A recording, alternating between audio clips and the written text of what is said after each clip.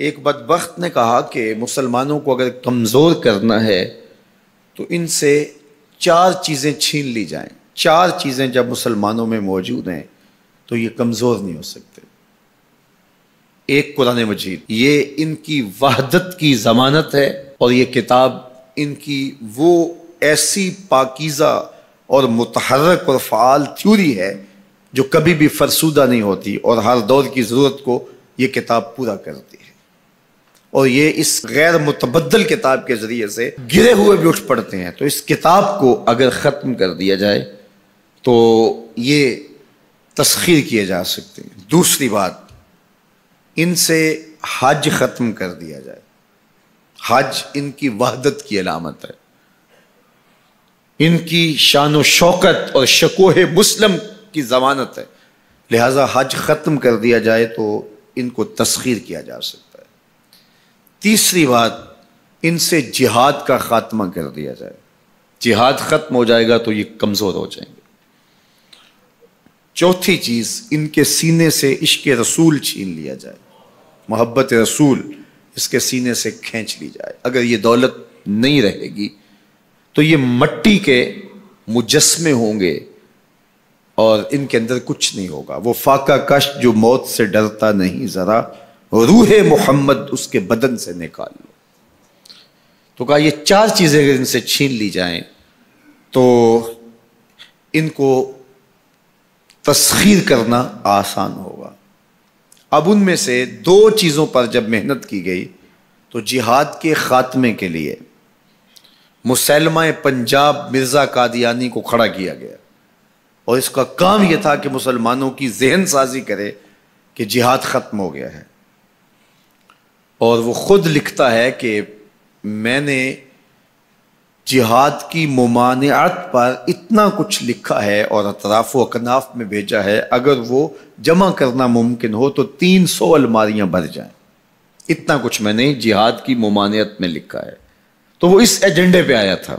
نادیدہ ہاتھ اس کو لے کر کے آئے تھے، اور وہ ایک شخص نہیں تھا، 3 شخص تھے جن کا انٹرویو کیا گیا. سب سے مناسب یہ لگا تو اس کو انہوں نے جو ہے وہ اس کام کے لیے متعین کیا، اور جتنی بھی اس کو مالی ضروریات تھی اور حکومت کی سپورٹ تھی وہ میسر تھی. اسی طرح بہاءاللہ کو حج کے ختم کرنے کے لیے وہاں ایران میں کھڑا کیا، اور اس نے جگہ جگہ کعبۃ اللہ کے ماڈل بنائے اور کہا اتنی دور سفر کر کے جاتے ہو، یہیں گھوم لیا کرو، تمہارا ذوق پورا ہو جایا کرے گا.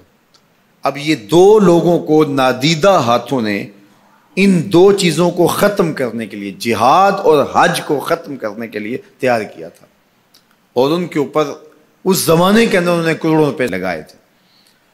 اب جب وہ مر بھی گئے ہیں تو ان کے متبعین کو وہ اسی طرح سپورٹ کر رہے ہیں، اس لیے ان کے متبعین جو ہیں وہ موجود ہیں. باقی جس نے بھی ادعائے نبوت کیا پاگل پن کی وجہ سے، یا جو ہے وہ اس کے اندر کوئی صلاحیت تھی تو وہ تکبر میں آ گیا، تو اس پاگل پن کی وجہ سے اس نے اعلان کیا، جب وہ گیا تو سلسلہ ختم ہو گیا.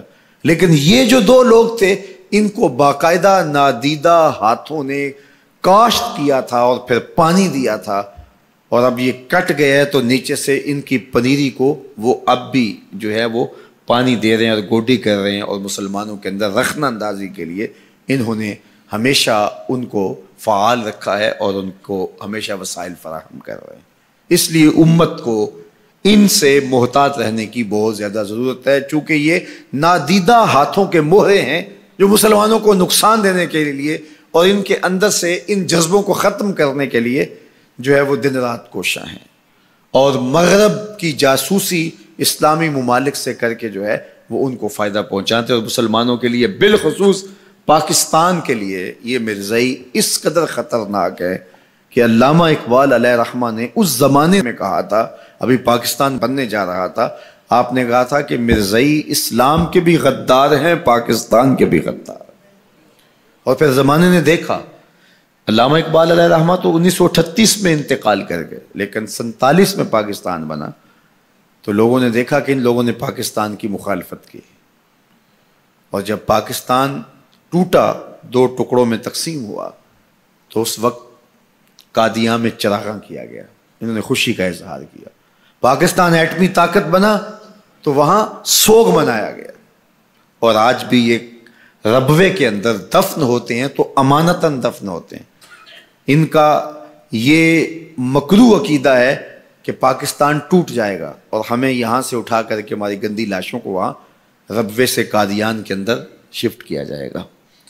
یہ پاکستان کی سالمیت پر ہمیشہ خطرہ ہے اور پاکستان کو ہمیشہ نقصان پہنچانے کے درپائے رہتے ہیں، اور ان کی ہمیشہ کوشش ہوتی ہے کہ اس وطن کے اندر امن، طمانینت اور سکون نصیب نہ ہو.